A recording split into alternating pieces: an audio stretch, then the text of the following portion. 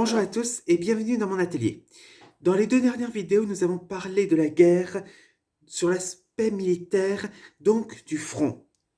Nous allons voir maintenant les conséquences de la guerre sur la société. Nous allons voir aujourd'hui la question des civils par rapport à la violence de la guerre infligée de la part des armées.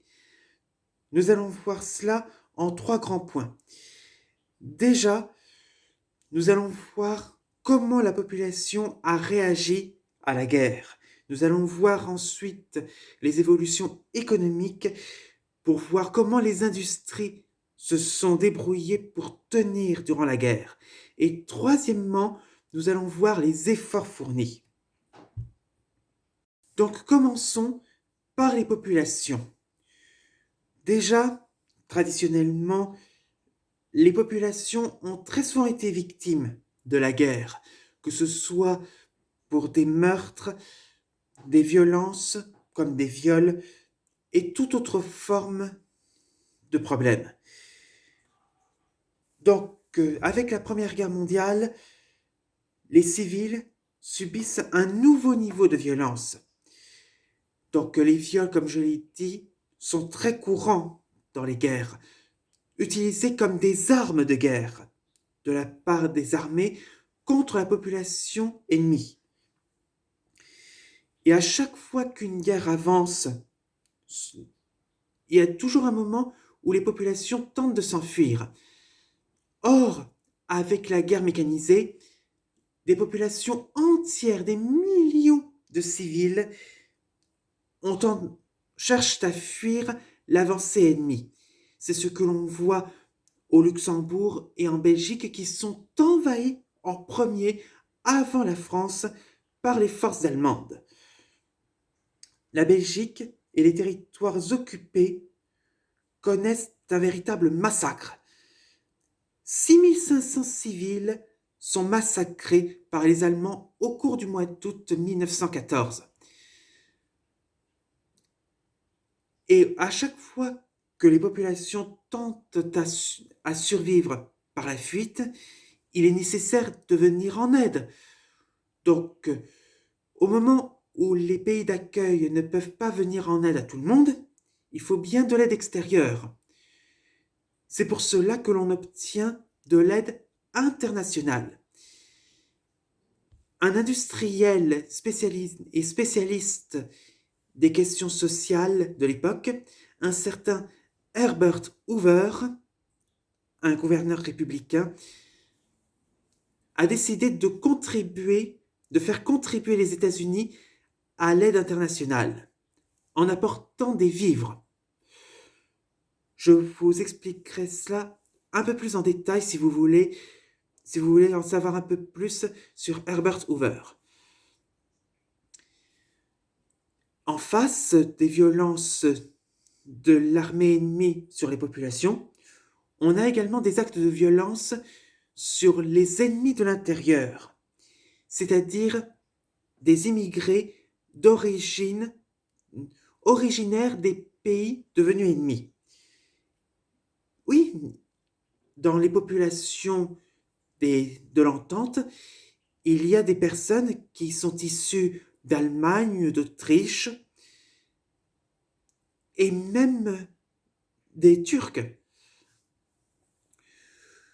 Donc, les Allemands, les populations allemandes en France sont la cible de beaucoup de violences et d'actes xénophobes.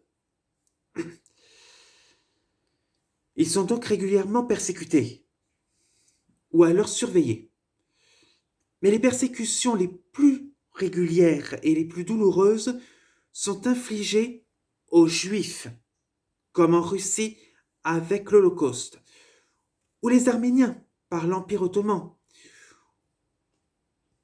En 1915, les Arméniens sont la cible d'un véritable génocide. 1,5 million de morts dans la population arménienne sur ordre du gouvernement ottoman.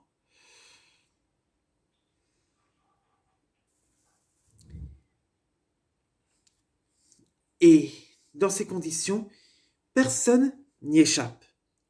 D'une manière ou d'une autre, la peur s'installe dans toutes les couches de la population, que ce soit la population de manière générale dans les majorités, ou alors les étrangers venus des pays ennemis.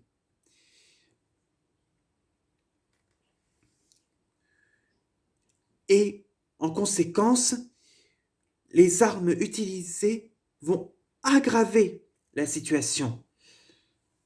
Parce que, avec les outils modernes de l'époque, avec les tirs d'artillerie, les gaz moutardes et autres armes chimiques et l'aviation, on utilise de plus en plus les bombardements aériens et autres. Donc, même si les lignes ennemies sont touchées par les bombardements, les civils aussi sont touchés.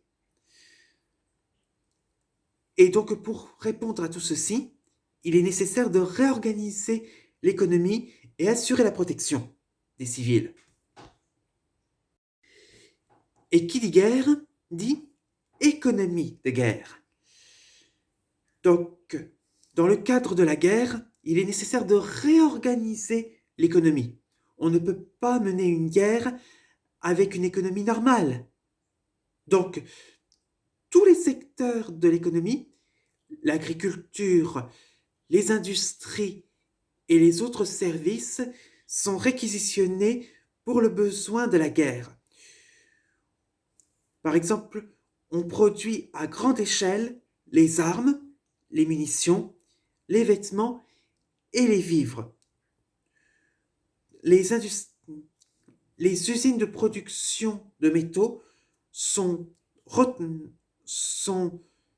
réutilisées pour servir d'usines de production d'armes comme les obus, les fusils, les canons et d'autres armes encore. On contrôle les prix de production de façon à utiliser le maximum d'armes possible.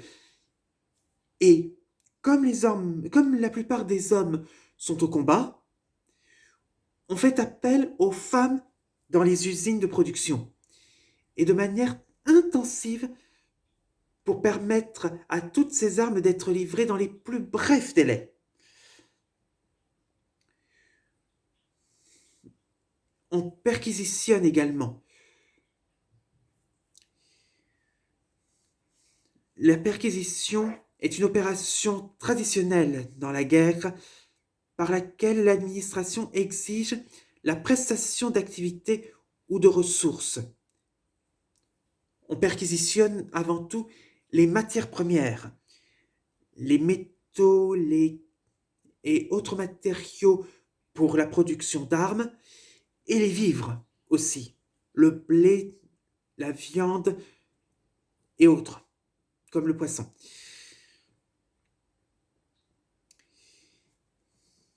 Et beaucoup d'autres entreprises industrielles ont été converties pour cela. Par exemple, les industries de voitures, les industries automobiles sont utilisées dans ce sens-là. Les voitures Renault et autres sont transformées en voitures de combat, en camions, ou alors en ambulance, pour venir en aide aux blessés. Et c'est dans ce cadre-là que ce qu'on appelle le taylorisme, en référence à l'industriel Taylor qui prône le travail à la chaîne, est utilisé à son maximum, appliqué à son maximum. On rationalise la production, on rentabilise les biens pour l'effort de guerre. Pour cela, rien de mieux que de produire les matières nécessaires, les outils nécessaires à la chaîne pour aller plus vite. Les grandes entreprises en tirent des bénéfices, forcément. Ce qui fait que les grandes entreprises d'armement sont les grands bénéficiaires et les grands profiteurs de guerre. Et pour que cela puisse durer et que les pays puissent continuer de s'impliquer dans la guerre jusqu'à la victoire, il faut trouver des sous pour l'État. Parce que les dépenses publiques augmentent. Plus on produit d'armes, plus il est nécessaire de dépenser.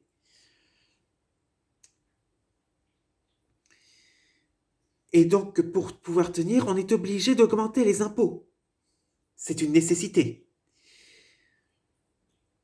Et on emprunte à de grandes banques et à des États venant en aide internationale.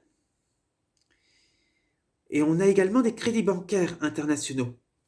Ce qui fait que vers la fin de la guerre, les États alliés comme la France et le Royaume-Uni se retrouvent très lourdement endettés, par exemple vis-à-vis des États-Unis, qui, eux, n'ont que très peu de pertes d'hommes et, en matière d'armes, sont beaucoup plus modernes et beaucoup mieux tenus.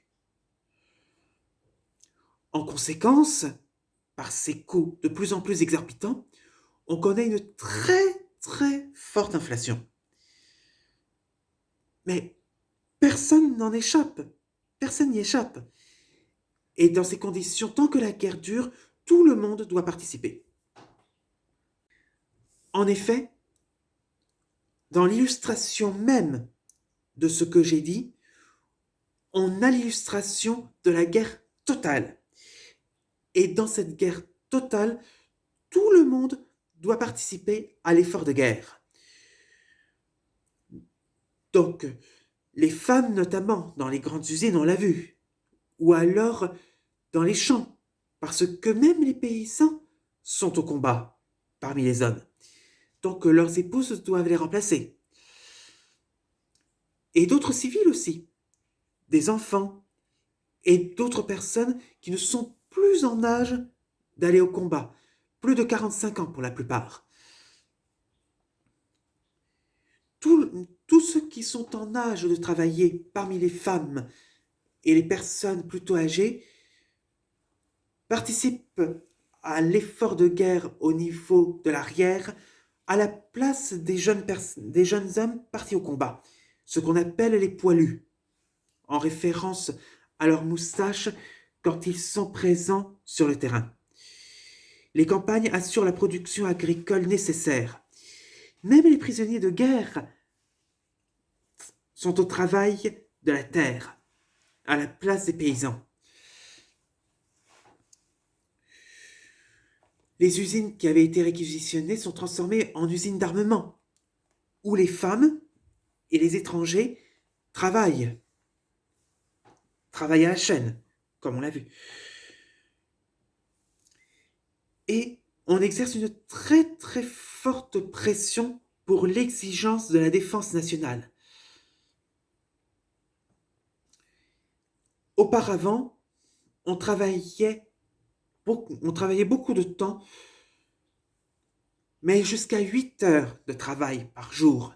C'était la règle.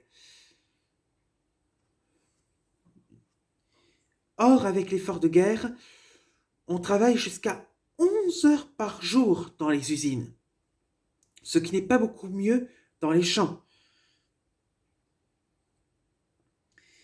Ce qui fait que l'on fait tourner les usines au maximum pour que tout le monde ait des munitions sur le front. On est donc dans une période d'activité en continu, intensive, et on a des accidents de plus en plus fréquents. Des accidents de travail comme des accidents avec les usines, des explosions et toute autre chose. Beaucoup de blessés au travail ont lieu pour une chute ou d'autres formes d'accidents du travail que nous connaissons encore aujourd'hui. Même la recherche scientifique, qui est là pour apporter du progrès et de nouvelles aides, traditionnellement, sont réquisitionnées pour le service de la guerre. On a des innovations techniques comme les armes chimiques, le gaz moutarde par exemple utilisé en 1915 et 1916. Une figure très importante du milieu du XXe siècle, que nous verrons dans le programme de terminale, a été victime de ce gaz moutarde. Mais on a aussi les chars à tourelles, comme par exemple du côté anglais le FT-17. La médecine aussi y contribue, parce qu'il y a forcément des blessés. Et la plupart des personnes qui sont parties au combat meurent plutôt des suites de, de gangrène ou d'affections suite à leurs blessures que de leurs blessures de guerre. Donc, on a de plus en plus l'usage de chirurgie réparatrice, de radiologie et d'autres soins médicaux avec des médicaments pour soigner ces blessures de guerre avant qu'elles ne s'infectent. Et on utilise la radiologie qui progresse au cours de la guerre dans les travaux des scientifiques. La radiologie existait déjà avant la Première Guerre mondiale. Elle est apparue au cours des années 1880-1890 grâce aux travaux de Pierre et Marie Curie. Si vous avez des questions sur ces deux personnages, n'hésitez pas. Et c'est grâce à ces radiologies que l'on découvre comment accéder aux éclats d'obus et autres morceaux restés implantés dans la chair des blessés de guerre. Voilà ce qu'on obtient régulièrement. Et la société et les civils aussi sont éventuellement touchés par la guerre et sont donc victimes de blessures de guerre elles aussi. Donc, voilà ce qu'on obtient concrètement durant les 4 ans de guerre et les atrocités subies par la société. Mais nous allons voir dans quelle mesure la guerre apparaît dans le cadre d'une guerre totale, dans le cadre de l'implication de la société dans la communication de guerre. J'espère que celle-ci vous aura plu et je vous donne rendez-vous pour une vidéo sur la guerre totale avec la société. D'ici là, prenez soin de vous.